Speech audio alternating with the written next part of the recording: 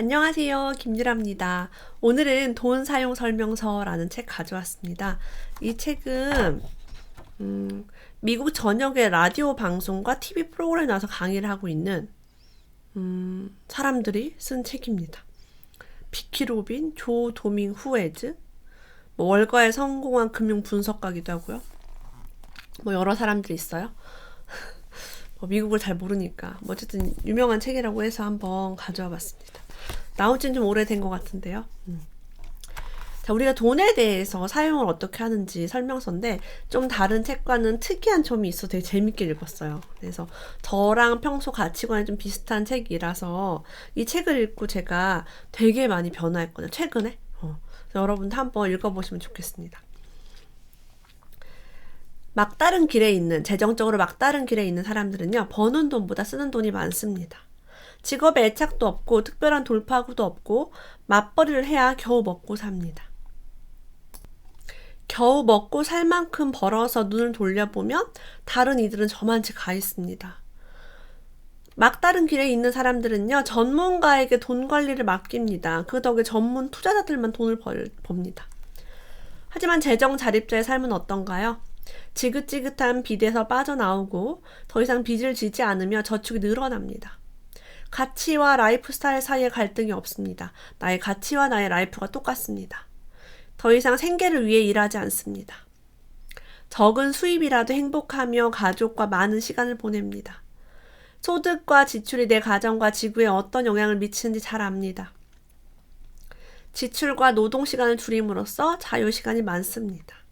모든 문제를 돈으로 해결하던 습관을 버리고 덜 쓰면서도 잘 삽니다. 그래서 돈에 얽매이지 않는 인생을 살게 됩니다. 이게 재정 자립자라고 합니다. 한번 이야기 나눠볼게요. 돈에 대해, 그러니까 어떤 것이 그러면 재정 자립자의 역할인가? 재정 자립자가 무엇인가에 어떤 정의가 있습니다. 돈에 관해 충분히 학습을 하고 퇴직 후에도 퇴직 전에 라이프 스타일을 계속 유지할 수 있는 소득이 보장되는 사람입니다. 제가 봐서는 우리나라에는 건물주 아니면 그런 저작권료가 많이 나오는 연예인, 음악가라든가 그런 사람들이 이런 패턴을 가지고 있고요.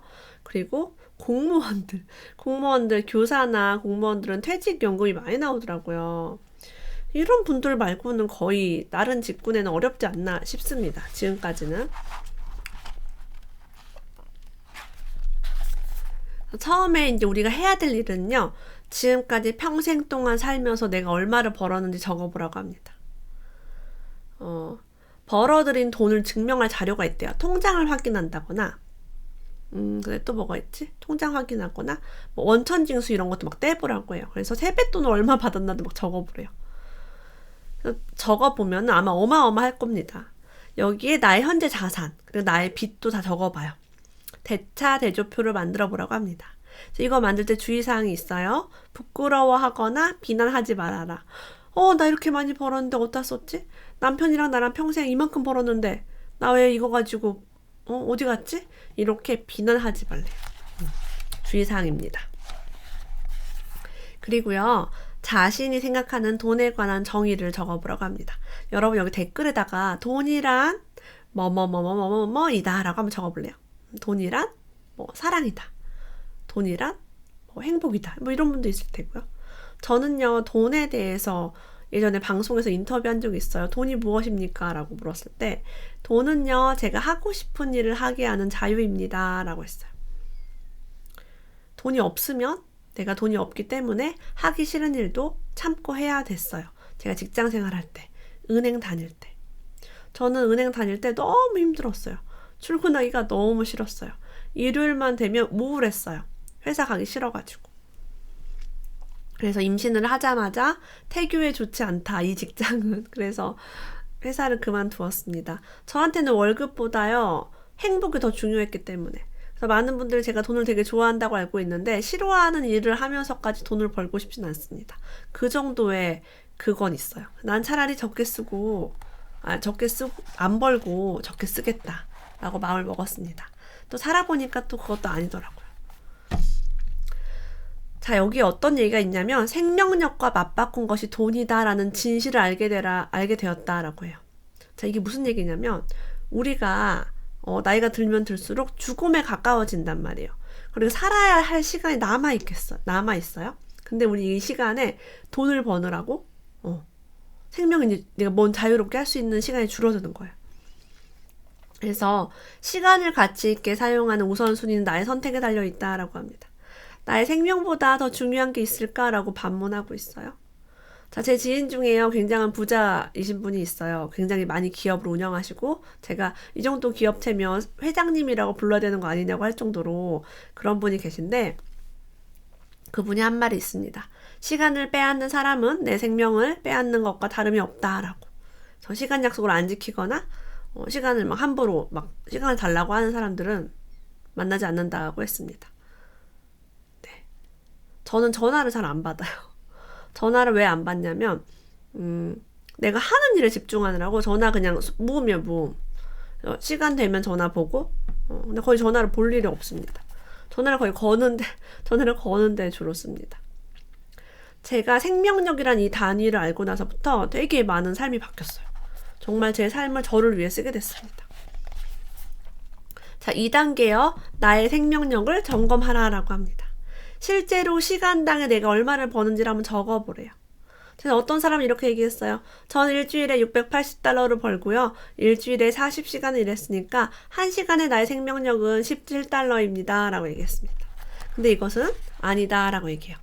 계산하는 법을 다시 알려줬습니다. 출퇴근하는데 시간과 돈을 또 쓰고요. 옷을 사는데 또 돈을 쓰고요. 회사에 가면 점심을 사 먹어야 하고 스트레스를 회사를 다니면서 받기 때문에 쓰는 돈이 있고요. 휴가에 가서 쓰는 돈이 있고 직업 때문에 직업병에 걸려서 질환 때문에 약을 먹거나 병원에 갑니다. 그 직업을 유지하는 데 드는 돈이 있어요. 그거를 다 빼고 나니까 놀랍게도요. 한 시간에 $17인데 이것저것 다 빼니까 $6가 됐어요. 한 시간에 고작 $6밖에 이 사람 그런 거예요. 그래서 $1에 소요되는 나의 생명력이 10분입니다. 이분은 1시간에 $6니까 10분의 $1예요. 그래서 $1를 쓸 때마다 나의 인생을 10분씩 소비하는 것이다 라고 얘기해요. 자, 돈을 쓰면 어떻게 돼요? 돈이 없어지면 일을 더 오래 해야겠죠. 통장에 한 푼도 없다. 그럼 나는 일을 해야 될 거 아니야. 남을 위해서.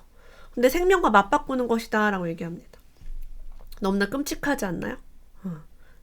겨우 $6에 나의 소중한 1시간을 바꾼단 말인가? 그죠? 그래서 여기 뭐라고 써있냐면 만일 제가 집에서 아르바이트를 하면 회사에 나가서 버는 돈의 절반이 절약된다는 뜻이죠 라고 얘기했습니다. 어차피 회사를 나가봐야 쓰는 돈이 너무 많기 때문에 집에서 좀 절반만 벌면 어떨까? 집에서 하는 일이면 회사보다는 덜 힘들겠죠 아무래도. 일하는 시간도 당연히 짧을 테고요. 그래서 재택근무가 오히려 조금 일하고 좋을 수가 있어요. 창업도 괜찮고 집에서 할 수 있는 거. 제가 이제 은행 다닐 때 그냥 안 벌고 안 쓰자, 놀자 이런 주의였습니다. 저는 이 마인드를 갖게 되니까 저도 제가 1시간에 버는 몸값이 있잖아요. 저는 물론 10분의 $1는 훨씬 넘습니다. 이걸 알게 되니까 10분의 그럼 내 몸값이 이만큼인데 이걸로 시간을 내 생명을 소비하고 싶지 않은 거야. 그때부터 전화도 잘 안 받고 사람도 정말 골라서 만나고 정말 제가 좋아하는 일에 집중하면서 이거 내 생명과 맞바꿔도 되는 사람인가? 라고 생각을 하게 됩니다. 그래서 1대1로 만나기보다는 여러 명이 만나고 이제 이런 걸 좋아하게 된 거죠. 자, 재정 자리 프로그램. 여기 이 저자가 만든 프로그램을 따르기만 하면은 많은 것들을 삶에서 분별할 수 있다고 합니다. 당신의 생명력을 얼마의 돈과 맞바꿨는지 정직하고 정확하게 계산해서 단위 시간당 실제 임금으로 환산한다. 당신의 인생에 들어오고 나가는 모든 돈을 동전 한 입까지 추적하여 적음으로써 평소 자신이 돈에 갖고 있던 태도를 되돌아본다. 정말 충격적인 것들을 마주하게 됩니다. 이걸 적어보면 내 생명을 내가 이렇게 낭비했단 말이야 라는 것을 알게 됩니다. 자, 어떤 집에는 잡지가 쌓여 있었대요. 매달 오는 잡지가 있어요. 자, 매달 오는 잡지 우리 봐요 안 봐요? 잘 안 봅니다. 제가 신문을 보세요라고 하지 않는 이유가 뭐냐면 신문 잘 안 봐요. 우리 신문 볼 시간 없습니다. 그렇게 한가하지 않아요. TV 볼 시간도 없어요. 잘 알고 있습니다. 자, 잡지가 $84래요. 근데 실제 임금인 6달러, 이 사람 한 시간에 6달러 버는 사람이잖아요. 나눠보니까 당신 인생에서 14시간치를 잡지를 위해 썼대요, 돈을. 어머나, 웬일이야. 잡지가 뭐라고. 내 인생을 14시간을 뼈 빠지게 일해야 그 잡지를 하나 살 수 있는 거야. 자, 잡지는요, 당신의 기운을 소진시키고 있다. 당신의 생명력을 줄게 하고 있다라고 얘기합니다. 첫째는 잡지를 사기 위해 돈을 벌어야 했고, 두 번째는 그 잡지를 읽느라 밤늦도록 잠을 못 잤습니다. 피곤해요. 세 번째는 다음번 잡지가 왔을 때 지난번 잡지도 다 읽지 못했다라는 사실을 알게 됩니다. 죄책감을 갖게 됩니다. 게다가 잡지를 모아두거나 버릴 때도 돈이 아까워 제대로 보지도 못했네 라고 죄책감을 갖습니다. 기분도 좋지 않습니다. 제가 늘 말하죠. 저는 직업이 작가이지만 여러분들한테 빌려 읽어도 괜찮아요 라고 얘기합니다. 알라딘에서 중고로 사도 괜찮아요 얘기합니다. 저도 돈이 없어서 돈을 거기다가 소비할 수 없었기 때문에 이거에 집중했습니다. 저는요, 그렇게 생각해요. 우리 가족이 아프거나 중요한 문제가 있을 때 돈을 쓰는 게 낫지, 이렇게 막 뭐 잡지 사고, 뭐 사고, 이런 거 별로, 옷 사고, 이런 거 중요하지 않습니다. 누가 밥 먹자고 해도 이제 함부로 만나면 안 된다는 것을 알게 될 거예요. 의미 없는 모임, 막 뭐 수다 떨고 남 험담하고, 그런 것도 나갈 필요가 없습니다. 브런치 모임도 뭐 필요 없습니다. 저 그런 모임 아예 없어요. 개 모임 한 개도 없습니다. 누가 만나자고 하면 준비하고 이동하고 뭐 돈 쓰고 하는데 너무나 많은 시간이 듭니다. 피곤해요. 그 시간에 책 보고 재밌는 유튜브 보고 좋아하는 사람 있으면 전화 한 통하고 우리 가족들과 지내고 그렇게 사는 거죠. 자, 여기에 이런 부분이 있습니다. 지출한 돈을 생명력으로 환산하라. 지금 잡지와 같은 개념입니다. 내가 시간당 얼마인지를 계산을 하고요. 그러면 잡지로 내가 생명력을 얼마나 낭비했다를 알 수 있습니다. 내가 신발을 사느라고 내 몇 시간을 내 생명을 줄였네? 옷을 사느라 생명을 줄였네? 가방을 사느라 줄였구나를 알게 됩니다. 시간의 소중함을 알게 되는 거죠. 그러면요, 이렇게 돈도 쓰지 말고 시간도 아끼고 뭐 하라는 것이냐. 지금 일도 줄이라는 얘기도 이 안에 들어있습니다. 뼈 빠지게 직장에서 일을 하기보다는 차라리 파트타임 재택근무하면서 조금만 벌어도 나쁘지 않겠다라는 얘기를 하고 있어요. 자, 그러면 남은 시간에 무엇을 하면 좋을까도 이야기하고 있습니다. 어릴 적에 무엇이 되고 싶었는가 라고 물어요. 제가 적어봤어요, 제 거를. 저는 가수, 유치원 원장, 변호사, 방송인이 되고 싶었습니다. 임대업자도 되고 싶었어요, 어렸을 때. 자, 늘 원했으면서 아직 이루지 못한 것은 무엇입니까? 김동률을 되게 만나보고 싶었어요. 가까이서. 근데 뭐 팬미팅도 안 하고 생일 파티도 안 하시더라고요. 가장 자랑스럽게 해낸 일은 무엇인가? 저는 고등학교 때 방송반을 했었고요. 방송반에서 방송을 했었고 컴퓨터를 굉장히 잘해서 위앰프라는 프로그램으로 내치고에서 최초의 그 위앰프 DJ를 하기도 했습니다. 저한테는 그 방송에 관련된 게 좀 어렸을 때부터 자랑스러웠던 것 같아요. 남들이 다 하는 건 아니니까. 만일 언제 죽을지 안다면 남아있는 시간 동안 무엇을 하고 싶은가? 이 생각 되게 많이 했어요. 저는 병에 대한 염려증과 건강 염려증이 굉장히 많은 사람이었기 때문에 불치병에 걸리거나 시한부 인생을 살면 뭐를 할까를 많이 고민했습니다. 여행을 할 거예요. 안 가본 나라. 그랜드 캐년도 가고 싶고 나이아가라 폭포도 가보고 싶고 스코틀랜드가 하여튼 어디 오로라 같은 것도 보러 가고 싶습니다. 무엇이 가장 만족스러웠는가? 그것을 돈으로 환산한다면 얼마 정도를 보는가? 저는요, 제가 존경하고 좋아하는 사람을 만나는 것에 굉장히 큰 기쁨을 느꼈습니다. 제가 가수 김동률 만나고 싶은 것도 같은 맥락입니다. 이게 정말 돈과 바꿀 수 없는 기쁨이 있어요. 만약 직장을 다니지 않아도 생활 능력이 된다면 그 시간에 무엇을 하고 싶은가? 여행을 하고 싶습니다. 언제 죽을지 알아도 여행을 하고 싶고 돈을 벌 필요가 없어도 여행을 하고 싶어요. 지금은 아이들이 있으니까 아이들이 크면은 아마 여행을 많이 다니지 않을까 싶습니다. 이 질문은요, 가치 있는 삶을 살기 위해 진짜 필요한 게 무엇인지를 깨닫게 해줍니다. 여러분도 한번 적어보세요. 자, 그럼 지금까지 내가 소비한 것에 대해 적어봅니다. 내가 어떤 걸 소비하는지. 그래서 내가 소비한 생명력은 내 가치와 인생의 목적에 부합하는가? 내가 차를 사기 위해서 몇 년 동안 일을 한다면, 몇 년치의 목숨이 줄어든다면 괜찮은가라고 자문할 수도 있겠죠. 저는요, 제 인생 가치가 좋아하는 사람 만나고 여행 가는 거잖아요. 이거를 지금 하고 있어요. 한 2년 정도 된 것 같아요. 그리고 1년에 2번 정도 해외 한 달 살기를 통해서 가족들과 여행도 하고 있습니다. 제가 오래전부터 꿈꿔왔던 거예요. 그래서 나는 내 가치와 인생에 부합해요 라고 지금은 말할 수 있습니다. 과거에는 그렇지 않았지만. 이렇게 또 질문합니다. 매일 출근해야 하는 직장이 없어지면 어디에 돈을 더 쓰고 어디에 돈을 덜 쓸 것인가? 만약 제가요, 정말 난 수입이 있어야 되는데 직장이 없어졌다. 수입이 없다라고 한다면 아이들 사교육 다 끊고요. 휴대전화 요금제 최소로 낮추고 막 보험도 줄이고 나가는 돈이 없도록 고정 지출을 많이 줄일 것 같습니다. 특히 애들 사교육은 1순위입니다. 일단 밥을 먹어야 되니까 돈이 없으면요. 그쵸? 그리고 아프면 병원을 가야겠죠. 자, 어떤 사람은요. 집세가 저렴하면서 회사에서 가까운 집으로 이사를 했더니 자동차 주유비가 60%가 줄었다고 합니다. 식비와 교통비가 줄어들었으며 자연스럽게 병원비도 줄어들었다고 해요. 직장을 좋아하면서 아프지 않게 되었다고 해요. 저는 많은 사람들한테 내 집 마련 그런 거 물어볼 때 직장 가까운 데 하라고 합니다. 직장이랑 너무 멀면 힘들어요. 물론 아이들 학군 이런 것도 좀 봐야겠지만. 네. 그래서 우리가 소비할 때마다 내 생명과 맞바꿀 것인가를 고민을 하면 여러분 돈 쓸 데가 없어요. 내 생명과 맞바꿀 수 있는 것은 내 생명과 연관된 것입니다. 내 생명과 연관된 거 뭐 있어요? 밥 먹는 거. 그 다음에 병원 가는 거. 이 정도죠. 그쵸? 돈 쓸 일이 없어요. 자, 자동으로 소비가 줄어듭니다. 나에게 매번 질문하면서 소비를 하면 줄어듭니다. 이 사람을 만날 때 내 생명을 줄어들게 하면서 만날 것인가? 만날 사람 별로 없어요. 그쵸? 그래서 내 생명력을 소비하며 만족감과 충만감, 그에 걸맞은 가치를 얻었는지를 생각해 봅니다. 그래요.